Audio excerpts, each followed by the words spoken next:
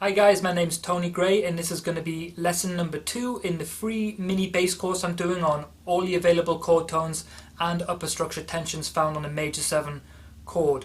Now these lessons are going to be really beneficial. I know it might be a bit fundamental for some of you out there, but you know it's really important to kind of master this stuff, and I know a lot of people have taken this for granted and then had to go back, or they don't really have it under their fingers, you know. So what we're doing is basically developing our ears so we can get kind of past hearing the root of the chord. We can kind of start hearing above the harmony, so we're going to be starting on different degrees. It's a great awareness exercise because we're going to be covering all of the instrument. You're going to have to know your chord tones and tensions inside and out. You're going to start to really hear these tensions and how they work in relationship to the chord. You're also developing your technique. Like I said, you're developing your awareness of your instrument because we're going to be all over it. I'm going to be showing you some shapes and pointing out some visualization patterns which are really helpful to kind of have when you're just playing in the zone. And a lot of what we play is from muscle memory, so we're going to be developing a lot of different muscle memory all over the instrument. I'm going to be demonstrating it on the 4-string bass and the 6-string bass, so it's basically good for 5 or 6-string basses. I'm going to be putting the fingering patterns on the screen, and there's going to be a document for you to download and a track. So I hope you enjoy lesson 2. So now for lesson 2, for all the available chord tones and tensions starting from the 3rd degree over major 7 chords, I'm going to be demonstrating this pattern or these patterns on a C major 7. So I'm going to be starting on E, and the order of notes will be E, G, B, and then tension 9, which is a D, sharp 11, F sharp, and tension 13, which is an A, and then finally we're going to end on the root of the chord this time, which is a C. So it's going to be E, G, B, D, F sharp, A, and C. Now here's how it sounds. Okay, there's 2 fingering patterns I'm going to show you here. And these position shifts and understanding these position shifts is going to be really helpful to you, especially when you want to start playing linear, because I know a lot of bass players and guitarists just play these vertical positions and then start shifting along with their pinky finger, or start moving down with their first finger, down the instrument. So this is kind of a good way of helping you understand the possible shifts you can do and how to maneuver your fingers just to kind of play a little bit more economically. So what we're going to do is start on the 12th fret with the first finger, and in position I want you to play 1, 4. Okay, and what I mean by in position is we're basically using the 1 finger per fret system. So I know a lot of people like to do 5 fret stretches and all this stuff. I like to use 1 finger per fret, and if I need to shift, I just need to understand a way that I can move which is really comfortable, and it's just a question of practice and habit. So we're going to go 1, 4, and from there we're going to play this B on the 14th fret of the A string with our first finger. So it's 1, 4, 1, and that creates more space ahead of us, so it's a really good position shift there. 1, 4, 1, and in that position I want you to play that tension 9 D with your 4th finger, and then from there stay in position, move up to the D string with your 3rd finger for that F sharp, tension sharp 11, and then G string 1, 4, and that's tension 13 and the root. 1, 4, 1, 4, 3, 1, 4. Okay, and the variation of that fingering pattern, it's just got one more little shift in it. So if you're kind of playing this pattern and you want to go higher up the instrument, then it's good to be aware of the different possibilities to kind of move you along. And this really does become instinctive once you kind of work in this way.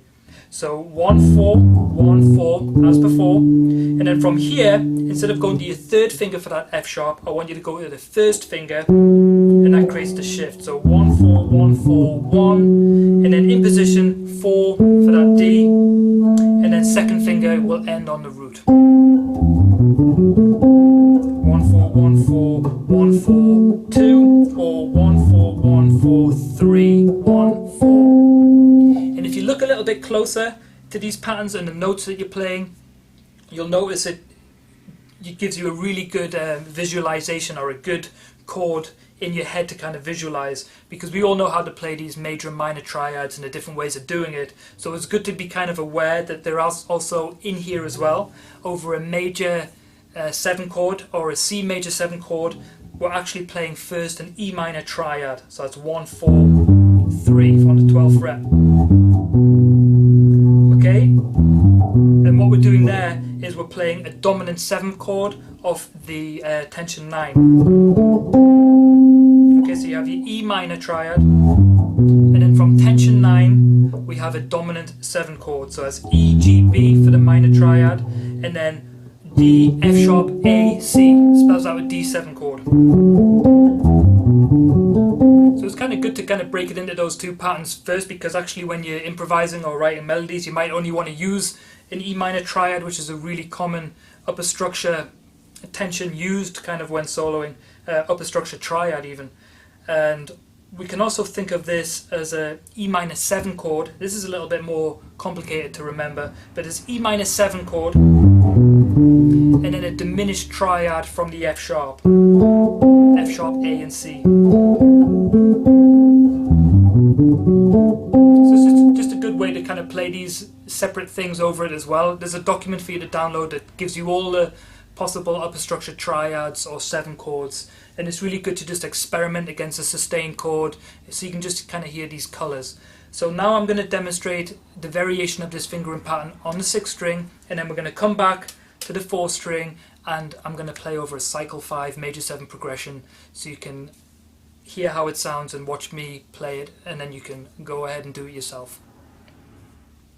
Hi, so I'm back with my 6th string, and we're going to start this pattern on the B string with our 4th finger on the E. I'm going to play it first. And there's basically 2 variations here. Very similar, but again it's another position shift which helps you kind of move around your instrument. So basically in position we're going to go 4 for that E on the B string, 2nd finger on the G on the E string, and then 1st finger on the A string, 2nd fret for that B. So that's our minor triad, E minor triad. And from there the dominant 7 chord from the D is going to be 4, 5th fret of the A string, 3rd finger in position for that F sharp on the D string, and then G string, 1st finger 2nd fret, 4th finger 5th fret for that C. So it's all in one position there. So 4, 2, 1, 4, 3, 1, 4. And that's when it becomes beneficial to play a 5 or a 6 string. Of course it's a different feel and it has a different function, but you know, for facility on your instrument you just have a lot more options when you have more strings. So the variation on that fingering pattern is going to be 4, 2, 1, same as before in position, 4 again for that D, 5th fret of the A string, and then here instead of going with your 3rd finger, I want you to go 1st finger for that F sharp on the 4th fret of the D string. So it's 4, 2, 1, 4, 1, and then in position 4, and then finally that C on the 5th fret of the G string.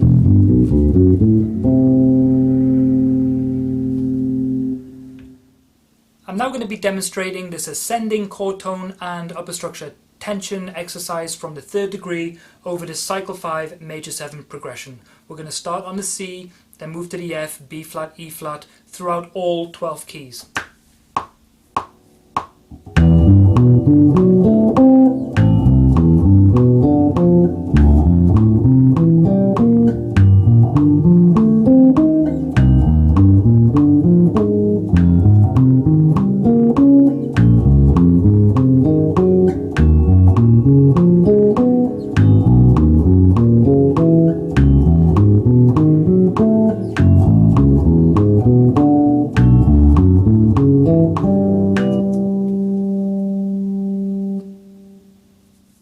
So now we're going to be looking at the descending pattern in the same order. So from the top it's going to be root, then tension 13, sharp 11, 9, and then 7, 5, and finally we're going to end on the 3rd degree. So it's going to sound like this. Okay, so it can be a little bit tricky. So again, I want you to work slowly, and I want you to kind of build the tempo up gradually. Really understand these different fingering patterns I'm going to be showing you. Again, the pattern's going to come up on the screen, and I'll also be demonstrating it on the 6-string bass too. Okay?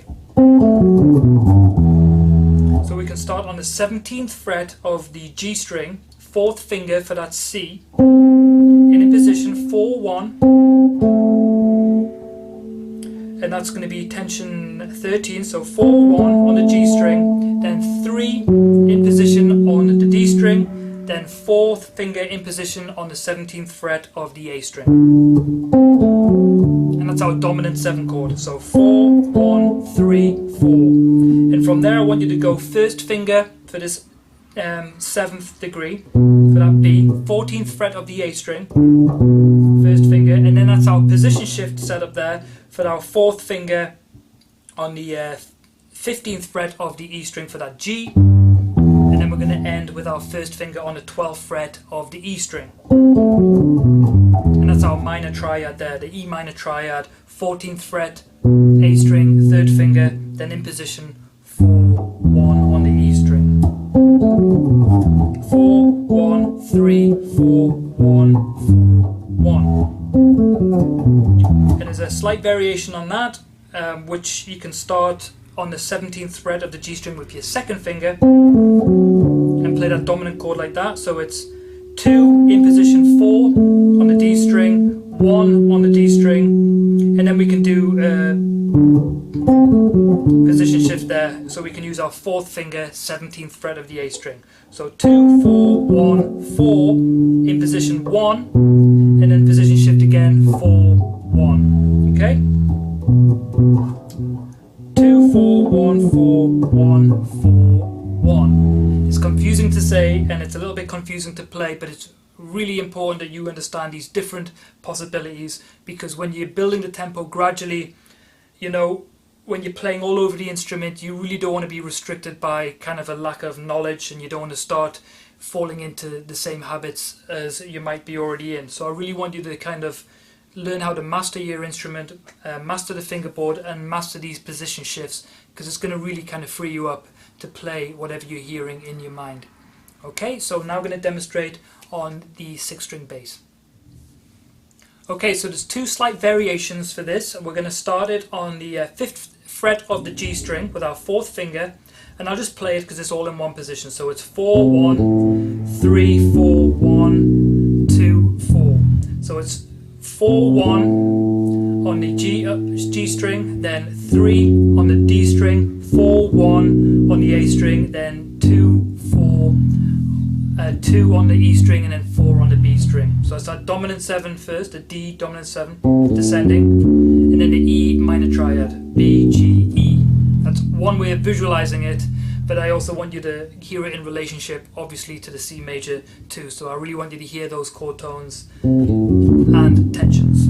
The variation on that is basically starting on the 2nd finger. So 5th fret, G string, 2nd finger, 2, 4, 1 on the D string, and then we can do a shift there. So it's 2, 4, 1 on the D string, and then instead of going to your 2nd finger for that D, I want you to go to your 4th finger. And you notice it really opens up another set of 4 frets there for you to kind of play with. And understanding that shift again is really important, because once you kind of have that embedded into your system instinctively, you're going to find yourself moving up and down the fingerboard very easily and fluently. So again, 2, 5th fret G string, 4, 1, then position shift 4, and then in position 1, 2, 1 on the A string, 2 E string, 4 B string. Okay, and then you have the other options which were on the 4 string as well. So there's basically 4 options you have on the B string. Okay, so now I'm going to be playing a demonstration of the descending pattern from the root. So it's going to be root 13, sharp 11, 9, 7, 5, 3. Okay, we're going to be doing over the cycle 5 progression, and I just want to point out before I start, really practice stuff slowly. You know, start at a very slow tempo. Don't worry about technique. Technique comes with good form, so it's going to give you a chance to really understand your fingerboard. Don't try and rush through these. When I teach people, I always try to play things super fast. Just take your time, make sure you can play really well, make sure you can get the notes sounding really nice, and just slowly build up the tempo. I don't practice this stuff for any more than 30 minutes a day, and when I actually went through this stuff for the first time, I just did it 30 minutes every day, just continuing where I left off until I could play it really fluently all over the instrument. And then you just move on to the next set of exercises, and you just kind of keep that forward momentum so you never have to kind of go backwards. And don't forget to experiment with the 2 different fingering patterns. Just kind of alternate them or play them randomly.